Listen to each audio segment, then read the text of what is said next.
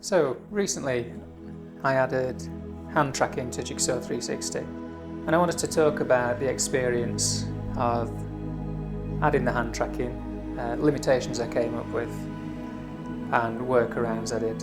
So I just want to share some of the things that I found. Now I'll say from the start I'm a fan of hand tracking, so I was keen to do this. I was already aiming for hand presence with Jigsaw 360, so although it used a controller, it only used the grip button and it used to show hands already. So you'd think it'd be quite a simple implementation, but there were a fair few things to consider. So if we start off with some of the positives, so first of all I think seeing your hands, seeing the finger movements, I think they've got to add to immersion. The more of yourself you can feel and represent in the game in an accurate way, the more immersed you're going to feel in that environment. So straight away, that's a great starting point. The latency on the hands, I'm sure this has improved since it first went live, because that is, to me, I can't really see any slowdown, any latency there. That's instant enough for me. The range of the volume it's tracked in as well. So you can see I've got a laser pointer even though my hand's right over to the side, that's still working. So very impressed with that. I think the tech has been done really well. Having the idea of the pinch mechanism with a little squashy ball, again, that's a great idea. And for driving user interfaces, I think that does work really well, because you're kind of holding it in this kind of position where you can clearly see the finger and the thumb.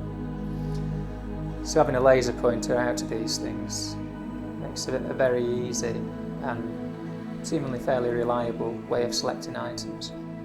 If I go into my user interface, into my settings, you can see we can easily operate sliders and pull downs without any issue. So I think for browsing experiences, for viewing media, to me this feels about ready to release. I think that's it's at a really good level, and it's only going to keep getting better. The other thing Oculus have introduced as a standard, and I think it's important that developers look towards standards as they're doing these early apps. They've got this idea of looking at the palm and then doing a pinch to bring up the Oculus menu. So that's why I've made the hand go to the grey with the blue outline. So that's more consistent with what you see in the Oculus dashboard. So it might be something other developers want to consider, maybe as a standard, so that whenever you're in that position to do a system call, then you start using the Oculus colours rather than your in-game hands. With the pinch, the other thing that is good about that is that you've got this self-haptic feedback. So it's as though you're pressing the button as you're touching it, so again, a good idea with that as well. So generally speaking, it's a great starting point, but what I want to do with this video is really talk about some of the limitations as well. Because while it's already in a good state to be browsing media and navigating, what I'm more interested in is what can we do in terms of gameplay. Is it ready to create real games?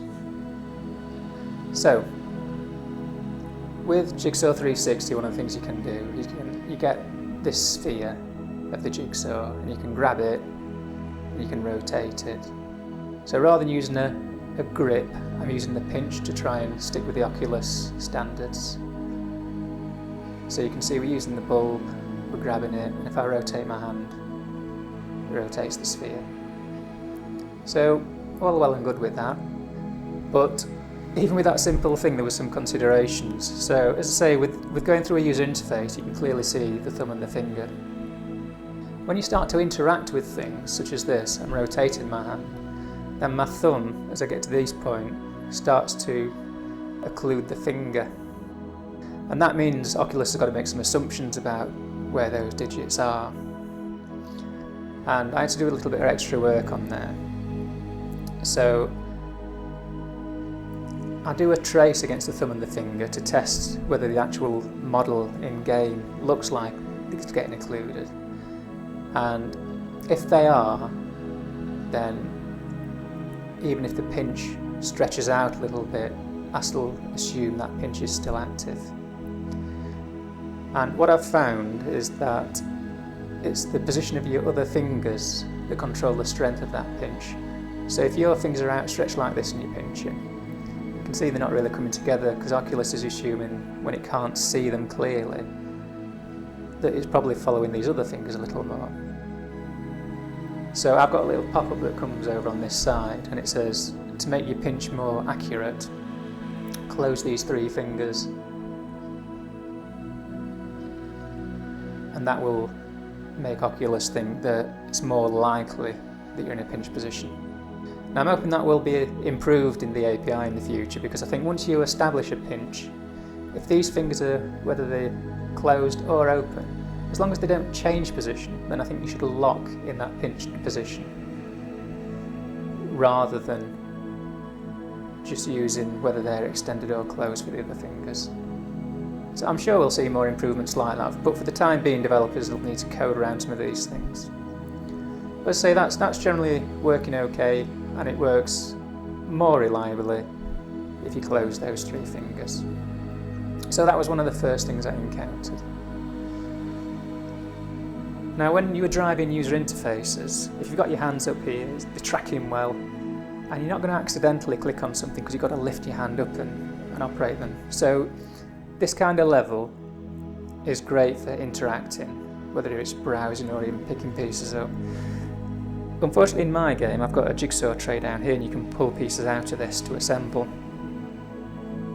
So what I found here when I was just generally building the jigsaw, I was accidentally pulling pieces out, because if you think about when you drop your hands, if you're using a controller, you don't just start clicking buttons. What you do is move your fingers around, so you can accidentally be doing pinches while your hands are still just about tracked. So that was just a bit unfortunate for me, that I have got interactions down here. So I had to think of ways around that. So again, I've got a little tip that comes up for users that's saying if you're accidentally selecting these pieces, then I just suggest that they move the tray around to the side. And you can also shrink that down as well if you wanted to, just so you can see more of the background. But rather than just relying on that as well, I wanted to be able to keep it in just the usual position and support that better. So what it also does is, rather than just doing a pinch to select, you have to pinch and hold. And you also get a little pop as it comes out, so that's just if you do accidentally draw one out, it just highlights it a little bit more. So just by adding that pinch and hold, that delay before it comes out, that just reduces the amount of times that you're going to do an accidental selection. You might still do it, but probably just not quite so often. The other change I made as well, I think this might be something other developers want to consider in general, is that generally if you're interacting with something you should be looking at it. So if I'm looking at the top of my tray, but I'm doing a click action and just happen to be pointing at this one down here, then it's not going to pull it out of the tray because it knows my focus is elsewhere. So really you want to be broadly looking at what you're interacting with, and then it knows that you really want that item. So it could be that you just, in quite a few games, you ignore certain inputs if you know that the focus of the player isn't on the right place.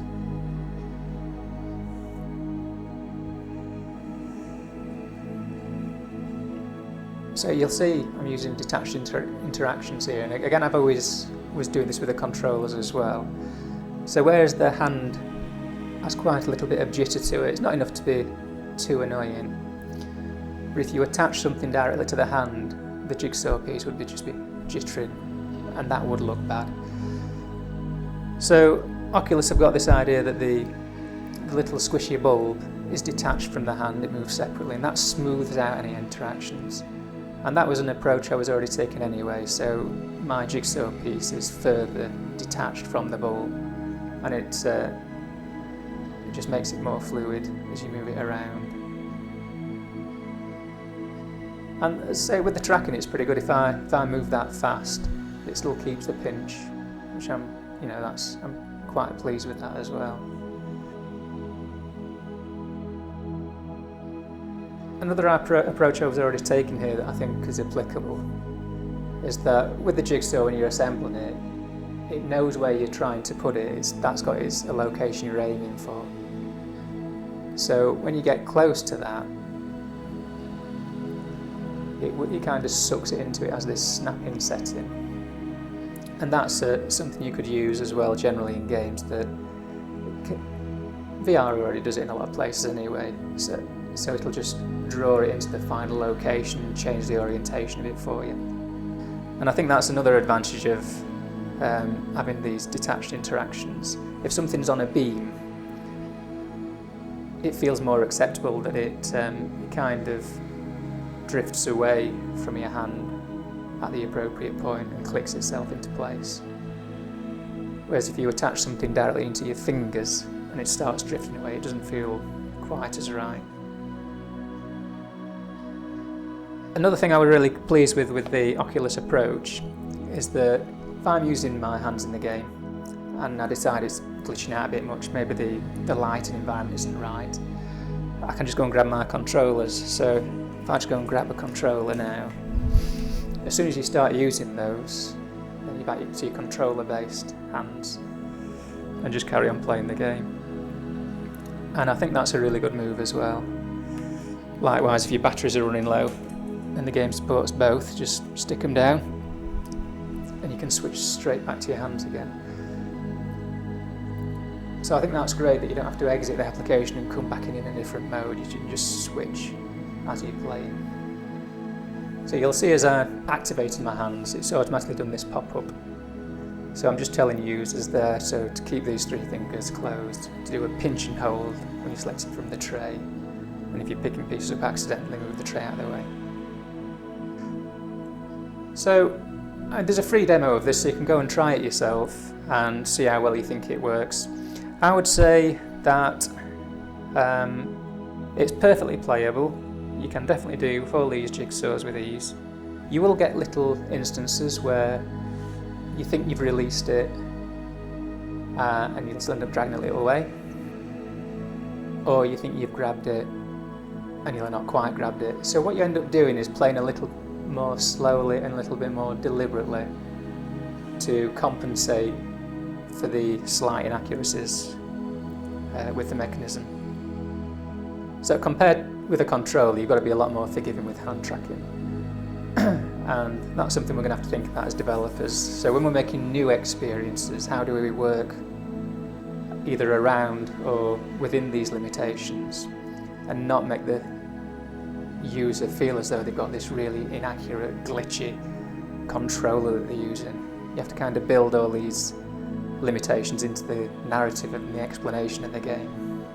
And I think if we do some games specifically around this tech, so not converting an app but starting from scratch with hand tracking in mind, I think we can do some really amazing, very immersive games. So I'm quite excited about what the future holds for this.